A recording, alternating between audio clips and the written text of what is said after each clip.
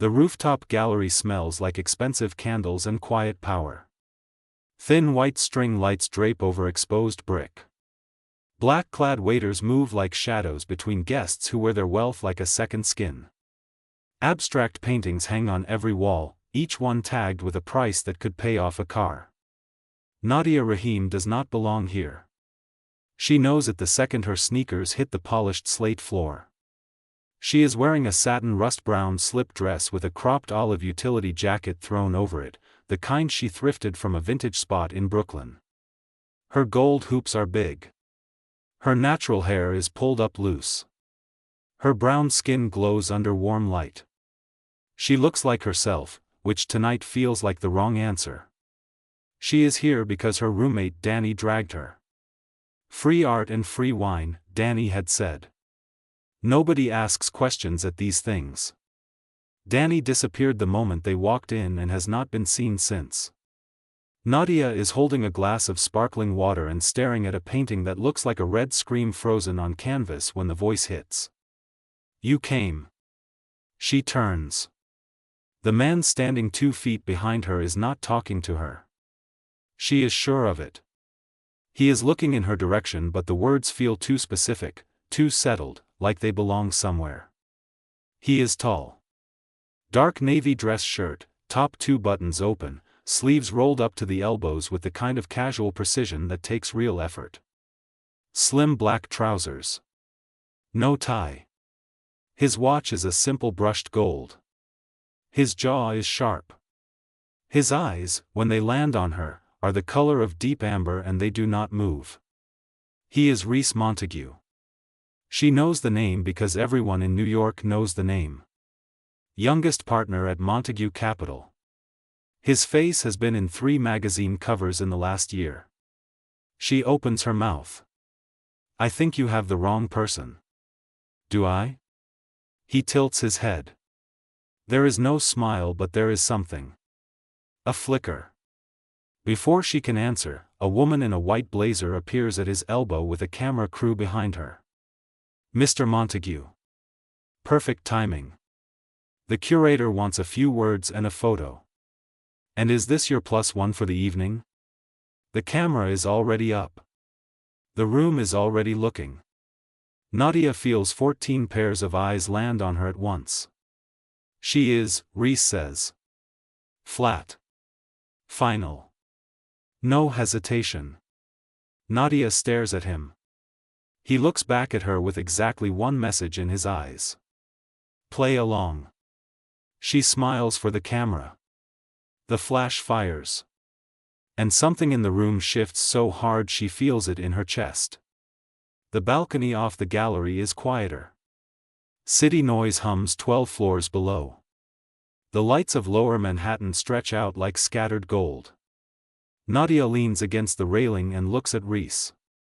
Hard. You owe me an explanation. He is standing with both hands in his pockets. Calm the way only people with nothing left to prove can be. My ex is inside, he says. With her new boyfriend. Who happens to be my former business partner. Nadia blinks. So you used me. I improvised. A pause. You looked unbothered. I needed unbothered. She lets out a short laugh, not quite amused. That is the wildest thing anyone has ever said to me. I'll make it worth your time. Stay 2 more hours. Act like you know me. I'll donate to whatever cause you're passionate about. She crosses her arms over her olive jacket. The city wind pulls at the loose ends of her hair. That's insulting. Name your price then. I don't have a price. He studies her. Not the way men usually look at her. Not up and down. Just straight at her face, like he is reading something. Then why are you still on this balcony? She does not answer because she does not have one that makes sense. Inside, someone announces that the feature exhibition is opening. Applause fills the space.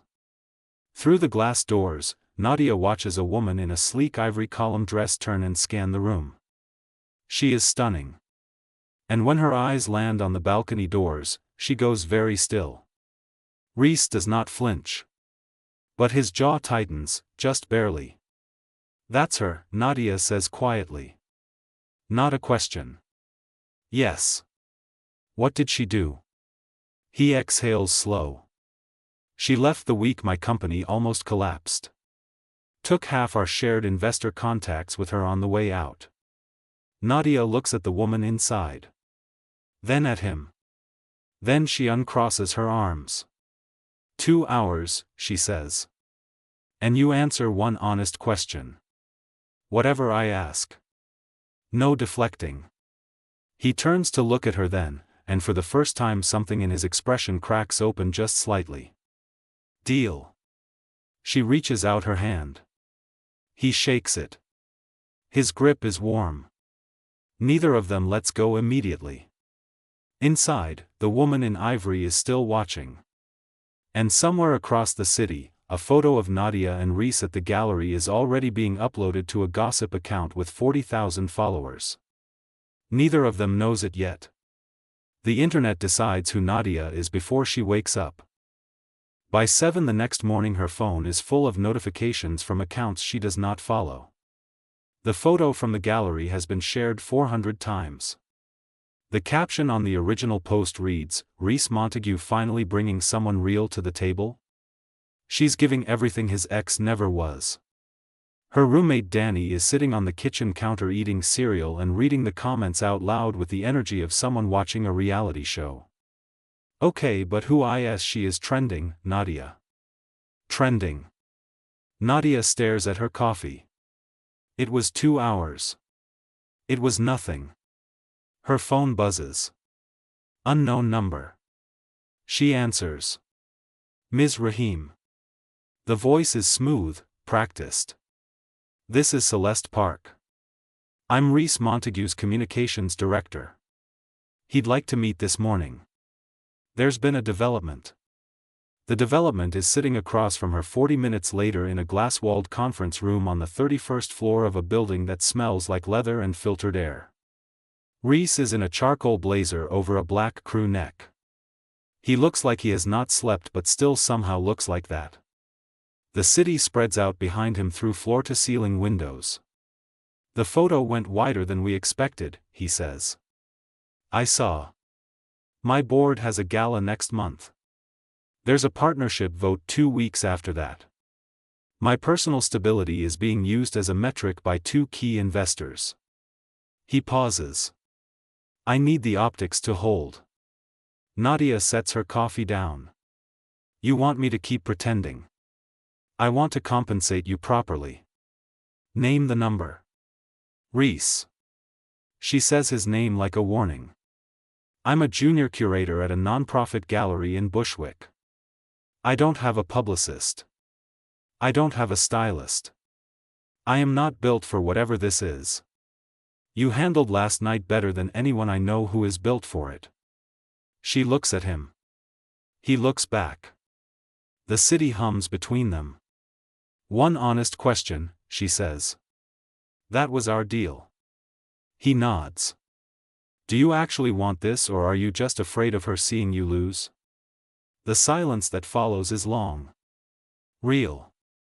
The kind that changes things." "Both," he finally says. "But the part that's afraid is smaller than it was yesterday." She picks up her coffee. Looks out at the skyline. Something is cracking open inside her that she cannot afford. 3 weeks, she says. "I have conditions." "Tell me." And that is when her phone lights up on the table between them. A message from Danny. It reads, "Babe. His ex just gave a quote to page 6. She's calling you a PR plant. And she knows your name." Nadia's stomach drops. Reece reads it upside down. His jaw goes tight. "She always knew how to move fast," he says quietly. But what he does not say, and what Nadia will not learn until it is almost too late, is that the ex did not find Nadia's name from a gossip account. Someone gave it to her. Someone inside this building. The gala is at a renovated library in Midtown. Marble columns. Soft chandelier light bouncing off polished floors. Old money pretending to care about new causes. Nadia is wearing a deep forest green strapless gown with a ruched bodice and a full skirt that pools slightly at the floor. Her hair is out tonight, big and soft and hers. Small diamond studs. No other jewelry. She looks, as 3 separate people will tell her before 9 p.m., like she belongs there. She does not believe them. But she is starting to not flinch when they say it. She and Reece have spent 12 days being photographed, quoted, and quietly studied. And somewhere in the middle of the curated dinners and staged arrivals, something stopped being staged. He remembered the name of the artist she mentioned once, in passing, and had a book of their work sent to her apartment. No note. Just the book. She brought him coffee from the spot near her gallery because he had mentioned, once, that he could not find a good Americano on this side of the city. They have not talked about any of it. Tonight he is in a black tuxedo with a white shirt, no tie, top button undone, which somehow makes the whole room look underdressed by comparison. He finds her across the room within 30 seconds of arriving. She watches his face when he sees her. He does not perform it. He just goes still. "You look," he starts. "Don't," she says, but she is almost smiling. They are good at this. Too good. The night moves. The investors smile. The photographs happen. And then Celeste, the communications director, pulls Nadia aside near the coat room. "I need to tell you something," Celeste says. Her voice is low. Tight. Before someone else does. Nadia goes still. "The person who leaked your name to the press." To his ex. Celeste looks down then back up. It was Jordan. His chief of staff. His best friend of 11 years. Why? Jordan and his ex have been in contact for months. Jordan thinks Reece is self-destructing and that the company needs new leadership. They're planning to call a board vote. You were never the target. But they needed Reece destabilized. Nadia feels the blood leave her face. Not because of what was done to her. Because Reece does not know yet. And she can see him across the room, laughing at something Jordan just said, his hand briefly clasping Jordan's shoulder, and she knows that laugh. She has learned the difference between his real ones and the others.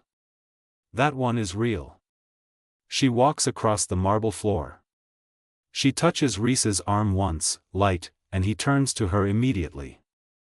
"I need 5 minutes," she says. Only to him. He reads her face. His own goes quiet. "Jordan," he says. Not a question. She nods once. Jordan smiles across the room, still holding his drink, completely unaware that everything is about to change. And Nadia watches Reece's face do something she has never seen it do. Not anger. Not betrayal. Just grief. Raw and fast and real. She takes his hand without thinking. He holds it without letting go. "I've got you," she says. She means it. That is the problem. 3 weeks ends on a Tuesday. The board vote happens. Reece wins it by enough. Jordan resigns quietly. The ex gives one last quote to a magazine and then goes silent. The city moves on, the way cities do, already looking for the next story. Nadia boxes up the green gown and puts it in the back of her closet. She goes back to Bushwick. Back to her gallery with its creaky floors and exposed pipes and the young artists whose work she genuinely loves. She catalogs a new collection. She drinks her regular coffee. She tells Danny it is over and watches Danny not believe her. Reece texts once. Just, "Thank you." She stares at it for a long time. Then she types back, "You're good." And puts her phone face down. She does not hear from him for 11 days. On the 12th day, he walks into her gallery. He is not in a tuxedo. Not in a blazer. Dark jeans, a simple oatmeal crewneck, clean white sneakers that are somehow not as expensive looking as everything else he owns. He looks like a person. Just a person. He is holding 2 coffees. Her kind. The gallery is quiet. One other visitor is studying a piece in the far corner. Afternoon light comes through the tall windows at an angle that makes everything look warm. Nadia looks at him from across the room. "We had a deal," she says. 3 weeks. "The 3 weeks were the deal," he says. "This is something else." He sets one of the coffees on the table beside her. Does not push it toward her. Just places it there. An offering with no pressure attached. She looks at the coffee. Then at him. "Reece. I know," he says. "You're not built for my world. I'm really not. I know that too." He pauses. "But I've been thinking. Maybe I've been living in the wrong parts of it." The other visitor leaves quietly. The gallery is just the 2 of them now, and all this light. "You asked me an honest question once," he says. "I want to ask you one." She waits. "When did it stop being pretend for you?" The question sits between them like something fragile and true. She picks up the coffee. Takes a slow sip. Looks out the window at the street. "The book," she says quietly. "The artist book.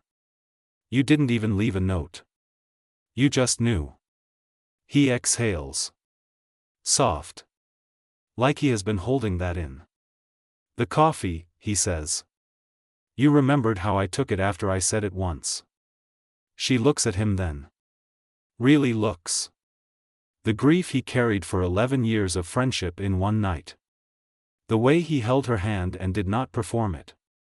The way he looks at her now, not like she is useful or impressive or strategic. Like she is the only unbothered thing in a world that never stops moving. "This is going to be complicated," she says. "Everything real is." She sets the coffee down. Takes 1 step toward him. He does not move, just lets her close the distance on her own terms. "One condition," she says. "Name it. You come to this gallery. My world sometimes. Not just yours. Every week," he says. "If you'll have me." She looks at him for one long, quiet moment. Then she smiles. Not the camera one. The real one. And the city outside keeps going, loud and indifferent and electric. But in this gallery, in this light, with these 2 coffees and all this honest, something settles into place that was never part of any plan. The end.